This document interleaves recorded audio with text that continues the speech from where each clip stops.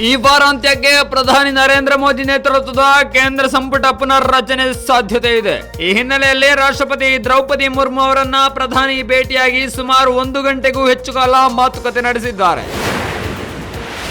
ವಕ್ಫ್ ತಿದ್ದುಪಡಿ ಕಾಯ್ದೆ ಬಗ್ಗೆ ಪಾಕಿಸ್ತಾನದ ಟೀಕೆಯನ್ನು ಭಾರತ ಬಲವಾಗಿ ಖಂಡಿಸಿದೆ. ಇತರರಿಗೆ ಉಪದೇಶ ನೀಡುವ ಬದಲು ಅಲ್ಪಸಂಖ್ಯಾತರ ಹಕ್ಕುಗಳನ್ನು ರಕ್ಷಿಸುವಲ್ಲಿ ಪಾಕಿಸ್ತಾನ ಗಮನ ಹರಿಸಬೇಕು ಎಂದು ಹೇಳಿದೆ.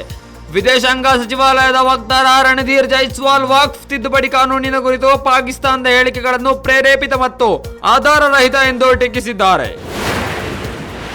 ನಾಸಿಕ್ನ ದ್ವಾರಕಾ ಪ್ರದೇಶದಲ್ಲಿ ಅಕ್ರಮವಾಗಿ ನಿರ್ಮಿಸಲಾಗಿದ್ದ ದರ್ಗಾವನ್ನು ನೆಲಸಮ ಮಾಡುವ ಸಂದರ್ಭದಲ್ಲಿ ಪೊಲೀಸರ ಮೇಲೆ ಕೆಲವರು ಕಲ್ಲು ತೂರಾಟ ನಡೆಸಿದ್ದು 11 ಮಂದಿ ಪೊಲೀಸರು ಗಾಯಗೊಂಡಿದ್ದಾರೆ.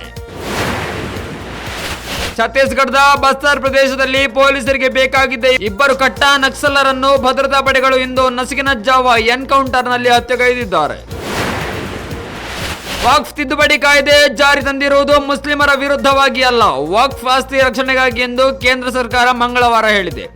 ಸುದ್ದಿಗಾರರೊಂದಿಗೆ ಮಾತನಾಡಿದ ಕೇಂದ್ರ ಸಚಿವ ಪ್ರಹ್ಲಾದ್ ಜೋಶಿ ಅವರು, ವಕ್ಫ್ ತಿದ್ದುಪಡಿ ಕಾಯ್ದೆ ಜಾರಿಗೆ ತಂದಿರುವುದು ಮುಸ್ಲಿಮರ ವಿರುದ್ಧವಾಗಿ ಅಲ್ಲ, ವಕ್ಫ್ ಆಸ್ತಿ ಸಂರಕ್ಷಣೆಗಾಗಿಯೇ ಎಂಬುದನ್ನು ಈಗಾಗಲೇ ಪ್ರಧಾನಿ ನರೇಂದ್ರ ಮೋದಿ, ಗೃಹ ಸಚಿವ ಅಮಿತ್ ಶಾ ಅವರು ಸ್ಪಷ್ಟಪಡಿಸಿದ್ದಾರೆ.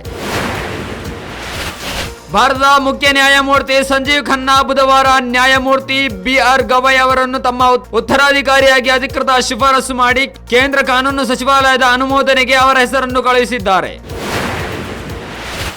ರಾಜ್ಯದಲ್ಲಿ ದೊಡ್ಡ ವಿವಾದಕ್ಕೆ ಕಾರಣವಾಗಿರುವ ಜಾತಿ ಗಣತಿ ವರದಿಯನ್ನು ಸಂಪೂರ್ಣವಾಗಿ ಒಪ್ಪಿಕೊಳ್ಳುವುದಾಗಿ ಆರೋಗ್ಯ ಸಚಿವ ದಿನೇಶ್ ಗುಂಡೂರಾವ್ ಬುಧವಾರ ಹೇಳಿದ್ದಾರೆ. ಜಾತಿ ಗಣತಿ ವರದಿ ಬಗ್ಗೆ ವಿವಿಧ ಜಾತಿ ಸಮುದಾಯಗಳು ತಮ್ಮ ಅಸಮಾಧಾನ ವ್ಯಕ್ತಪಡಿಸಿ ಅದನ್ನು ದೋಷಪೂರಿತವೆಂದು ಕರೆದಿದ್ದು ಇದೀಗ ಈ ಹೇಳಿಕೆ ಮಹತ್ವ ಪಡೆದುಕೊಂಡಿದೆ.